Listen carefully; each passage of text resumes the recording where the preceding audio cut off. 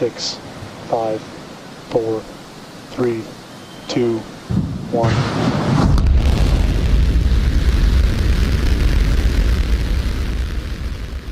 Olá, espaçonauta!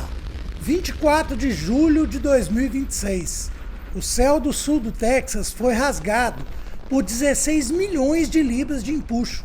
O voo 13 da Starship não foi só mais um teste, foi a certidão de maioridade da arquitetura Block 3 e, para todos os efeitos, o primeiro voo operacional disfarçado de teste. Pela primeira vez na história, a maior e mais poderosa nave já construída não levou simuladores de massa ou sensores inertes, levou carga de verdade, 20 satélites Starlink V3, cada um capaz de entregar 1 terabyte por segundo de internet direto do espaço. Mas ninguém disse que seria fácil. A equipe de Elon Musk enfrentou um aborto de última fração de segundo, trocou 6 motores no meio do mato texano e ainda precisou negociar com a tempestade tropical Bertha. Quando o relógio finalmente zerou, o que aconteceu nos 90 minutos seguintes reescreveu o manual da exploração espacial. Hoje vamos dissecar cada segundo desse voo, as melhorias brutais em relação ao voo 12 e por que ver a Ship 40 boiando intacta no Oceano Índico é o santo graal que a SpaceX perseguia desde 2023. E se você curte histórias assim sobre exploração espacial, já se inscreve aqui no canal, clica no sininho para não perder nenhum vídeo sobre os próximos lançamentos da Starship e dos maiores e mais importantes foguetes do mundo. Também já deixa aqui seu like para ajudar o canal a chegar em mais pessoas. E o litoff para o vídeo. Vambora! O caminho para o voo 13 foi um roteiro de filme catástrofe. Primeiro ato, 16 de julho, contagem regressiva perfeita, tanques pressurizados, tudo verde no checklist, T-0. A sequência de ignição começa e então...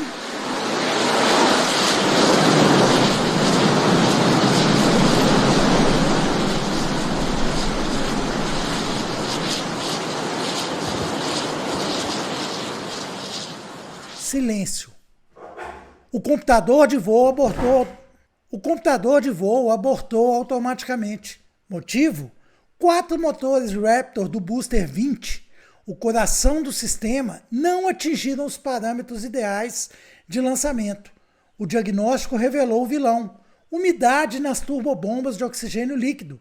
A turbobomba é basicamente uma bomba centrífuga de altíssima rotação que injeta propelente na câmara de combustão a pressões absurdas. A solução foi tão brutal quanto o problema. A SpaceX substituiu 6 motores Raptor 3 diretamente no local de lançamento, sem levar o booster de volta à fábrica. Isso é o equivalente a trocar o motor de um Boeing 747 no meio da pista de pouso.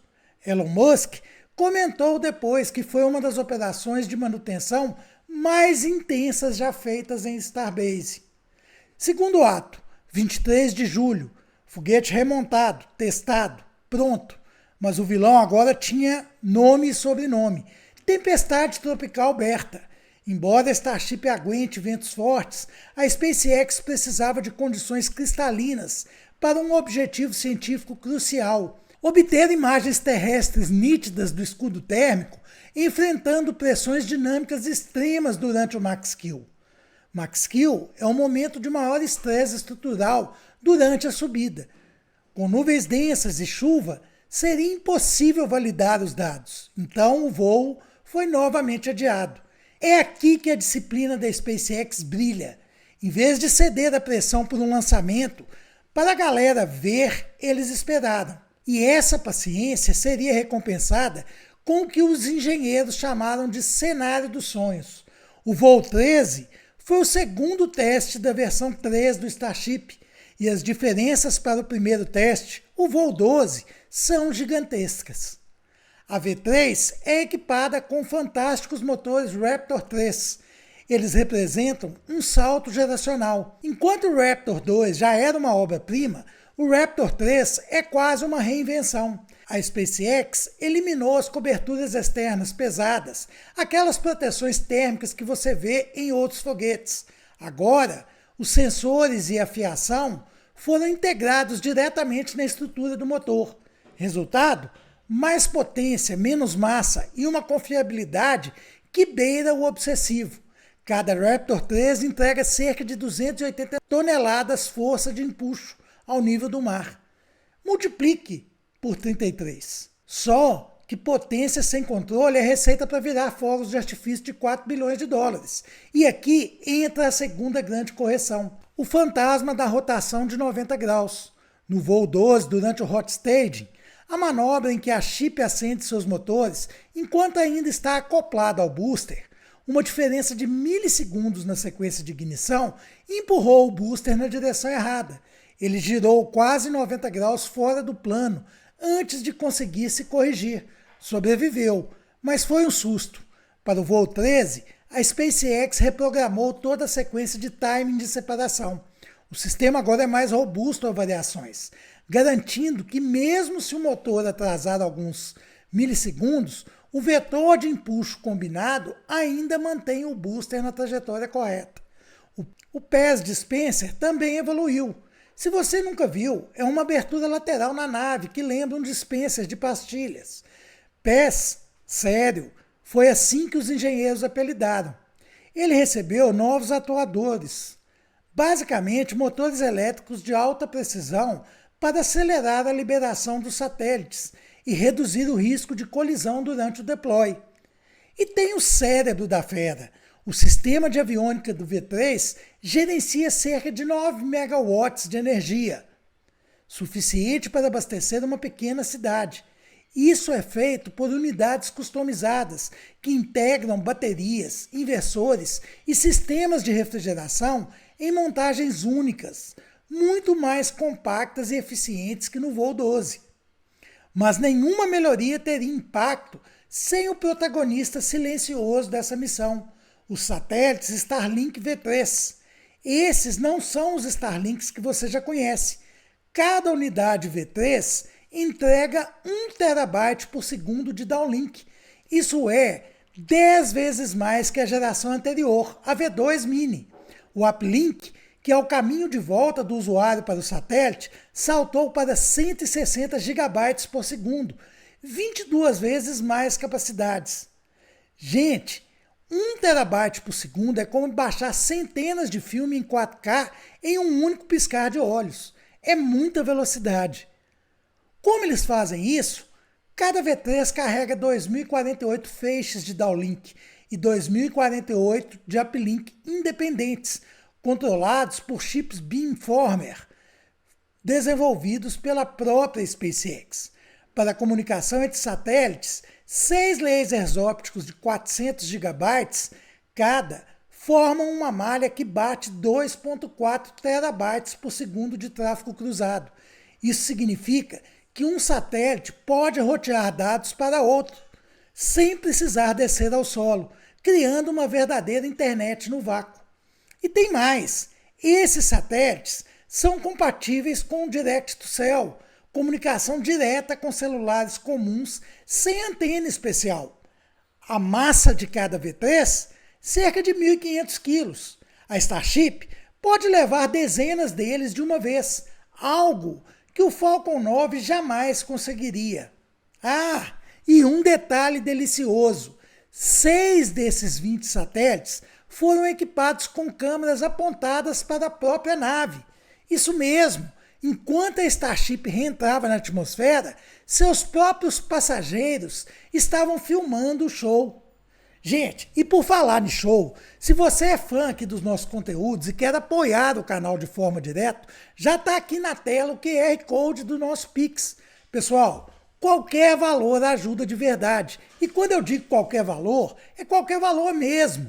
Até 50 centavos fazem diferença para manter o canal aqui ativo, melhorar os vídeos, trazer mais conteúdo e continuar acompanhando essas missões em detalhes.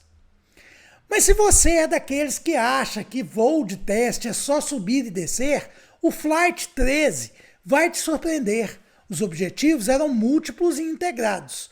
Primeiro, o deploy operacional de 20 Starlinks V3 não eram simuladores, eram satélites reais, com 20 minutos de janela para testes em órbita suborbital. Nesse período, eles precisavam estender painéis solares, ativar antenas, estabelecer links de rádio com estações terrestres na África do Sul e entrar na malha laser da constelação Starlink existente.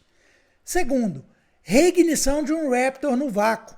Parece simples, mas acender um motor de foguete em microgravidade é um problema de física dos diabos. Sem gravidade, o propelente flutua nos tanques e não alimenta as turbobombas direito. A SpaceX resolveu isso com pequenos propulsores de Ullage, gás pressurizado que empurra o combustível para o fundo do tanque antes da ignição. Essa reignição é o pré-requisito para qualquer missão orbital futura, inclusive as tão esperadas missões lunares da NASA. Terceiro, coleta de dados térmicos do escudo em condições reais.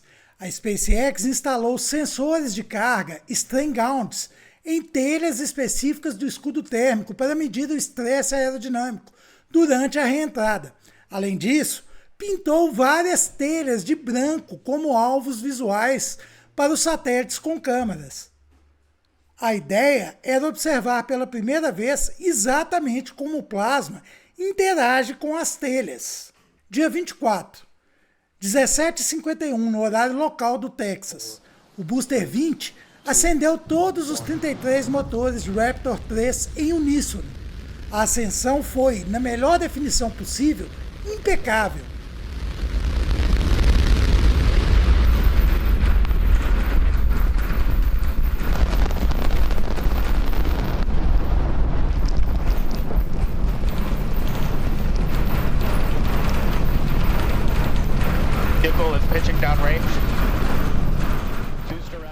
A Starship atravessou o Max Q, a máxima pressão aerodinâmica, estabelecendo um novo recorde para o programa. Passado o Max Q, veio o momento mais tenso, o Hot Staging. Diferente do voo 12, a separação funcionou como uma sinfonia. A Ship 40 acendeu seus 6 Raptors de vácuo. O booster manteve sua trajetória estável e a transição foi limpa. O Boost Back Burn, a queima de retorno do booster, foi outro capítulo à parte. Pela primeira vez na versão 3, todos os 33 motores do Booster 20 funcionaram durante essa fase. Isso é inédito e mostra que os Raptor 3 estão amadurecendo rápido. Enquanto o booster iniciava sua descida controlada rumo ao Golfo do México, a Ship 40 seguia acelerando para o espaço, atingindo a velocidade e trajetória planejadas para entregar a carga. No espaço, o show começou de verdade. A porta do PES Dispenser se abriu e, um a um, os 20 Starlinks V3 foram liberados, exatamente como a simulação previa.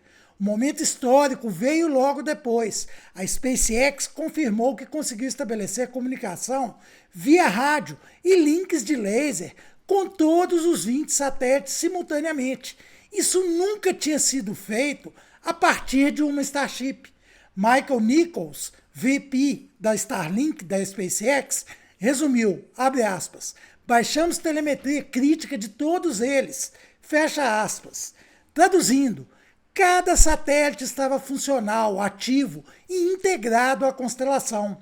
Depois do deploy, a Ship 40 realizou a reignição de um motor Raptor no vácuo e o motor respondeu perfeitamente. Caixa marcada. A Starship está pronta para circularizar órbitas em missões futuras. Agora, respire fundo, porque a reentrada, meu amigo, a reentrada foi cinema puro, transmitida via Starlink. Que ironia poética! As câmeras on-board mostraram o plasma envolvendo a nave. O escudo térmico, composto por milhares de telhas hexagonais, cerâmicas, brilhava em tons de laranja e rosa, enquanto a Ship executava manobras dinâmicas para simular trajetórias de retorno ao Texas. E aqui a mágica. Os 6 satélites com câmeras estavam lá em cima, filmando e fotografando tudo. E então, um momento que ninguém esperava. a ameriçagem, o pouso da nave no mar. A nave executou o landing flip, aquela manobra em que ela gira de horizontal para vertical nos últimos segundos, acendeu os motores e fez o pouso mais suave da história do programa. A Ship 40 tocou a água, tombou lentamente e ficou lá, inteira, flutuando, com as câmeras ainda transmitindo. Você imaginava que uma estrutura desse tamanho sobreviveria ao impacto na água? Pois foi isso que aconteceu. Os drones da SpaceX sobrevoaram a nave e mostraram que a maioria das telhas do escudo térmico ainda estavam no lugar. Dan Holtz, comentarista oficial da SpaceX, não se conteve. Abre aspas. Este é um cenário de sonho para a equipe que está tentando obter esses dados do escudo térmico. E se você ama o espaço e quer emocionar com a observação astronômica, você precisa conhecer o nosso parceiro, a loja Photon Astro, a maior loja de equipamentos e acessórios astronômicos do Brasil. Se você está procurando telescópios, oculares, câmeras astronômicas, filtros, binóculos ou adaptadores para observação, vale muito conferir aí a loja do nosso parceiro. E olha só, usando o nosso cupom de parceria com o canal, esse que está aparecendo aí na tela, você ainda tem descontos especiais nas suas compras. O link da loja está na descrição desse vídeo. E também já deixei o link de 4 telescópios para quem quer iniciar na astronomia. Bom, pessoal, hora do placar. O que deu certo nesse voo, o que deu errado, e ele é majoritariamente composto por sucessos. Carga operacional, entrega e teste de 20 satélites Starlink V3, comunicação via rádio e laser estabelecida com todos. Isso é inédito, sucesso total. Segundo, sobrevivência da nave. A Ship 40 sobreviveu ao impacto com a água e permaneceu operacional. As telhas do escudo térmico foram inspecionadas ao vivo por drones. Pela primeira vez, engenheiros puderam analisar um escudo térmico pós-reentrada real. Sucesso total. Reignição de Raptor no vácuo, executada com sucesso. A NASA sorriu. Isso valida o plano de reabastecimento orbital para o programa Artemis. Hot staging corrigido. A separação de estágios foi perfeita, sem rotação descontrolada como no voo 12. Boost back burning com 33 motores. Pela primeira vez, todos os Raptors do Booster V3 funcionaram nessa fase. Mas tivemos poucos, mas tivemos insucessos. O landing burning do Booster, o Booster 20, precisava religar 3 motores para a queima final de pouso. Apenas 8 acenderam. Resultado, um impacto forte na água e perda do veículo. A SpaceX já investiga se foi um problema de fluxo de propelente ou falha nos sistemas de reignição. Creio que podemos dizer que a SpaceX não falha, ela coleta dados de forma explosiva. Sensibilidade à umidade. O abortamento que ocorreu no dia 16 mostrou que o Raptor 3, apesar de mais potente, ainda é sensível a condições ambientais. Melhorias nos procedimentos de purga, que a limpeza das linhas com gás inerte já estão sendo implementadas. O voo 13 não terminou quando a Ship 40 tocou a água. Na verdade, o trabalho mais valioso começou ali. Ter uma nave intacta para inspecionar é o santo graal da engenharia de reentrada. Os dados do escudo térmico, combinados com as imagens capturadas pelos satélites, vão alimentar os modelos computacionais de desgaste e ajudar a refinar o design das telhas para o objetivo final, reutilização rápida. E o próximo passo já tem data aproximada, o Flight 14, isso mesmo, o voo de número 14 está previsto para o final de agosto ou início de setembro de 2026, e esse promete ser o mais ambicioso até agora. O que esperar do voo 14? A SpaceX mira em nada menos que o primeiro voo orbital completo da Starship. Além disso, especula-se fortemente que será a primeira tentativa de captura dupla, o booster retornando à torre de lançamento para ser agarrado pelo braço do Mechazilla, e se tudo correr perfeitamente, a própria Ship poderia tentar um retorno ao local de lançamento. Vai ser incrível, galera! O Booster 21 e a Ship 41 já estão em fabricação. E se o voo 13 ensinou algo, é que a SpaceX aprende rápido, muito rápido. Estamos testemunhando a transição da Starship de um protótipo experimental para um sistema de transporte espacial funcional. Quando esse veículo atingir cadência operacional, e esse dia está mais próximo do que nunca, o custo por quilo de carga para a órbita despencará para algo entre 100 e 200 dólares. Para referência, os antigos ônibus espaciais, os Space Shuttles, custavam 54 mil dólares por quilo. É uma redução de 99,8% por peso. Isso significa constelações de satélites maiores, telescópios espaciais mais baratos, missões lunares viáveis e, sim, o caminho para Marte. O Flight 13 não foi só o número da sorte, foi o voo em que a Starship deixou de ser promessa e virou realidade. E aqui, vamos a um bônus para você que não desgrudou da telinha até agora. Você vai ver agora todos os 13 lançamentos da Starship juntos, em um único vídeo, em uma única tela. Vamos lá!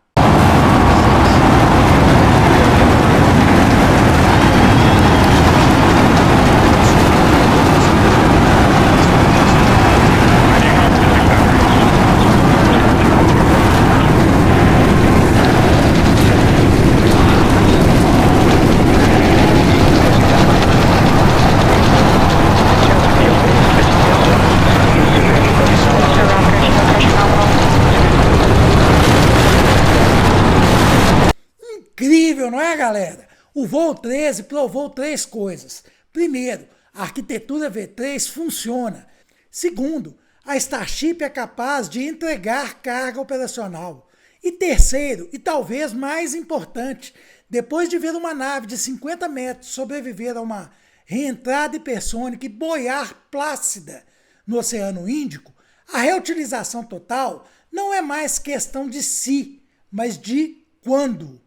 Se você curtiu essa análise profunda, não esqueça de se inscrever aqui no canal e ativar o sininho. A cobertura do voo 14 promete ser histórica. Me diz agora, o que você espera ver no próximo voo? A captura do booster pelo Mechazilla? O primeiro voo orbital completo? Aguardo sua resposta aqui nos comentários. Um grande abraço e até o próximo voo ou descoberta científica da exploração espacial.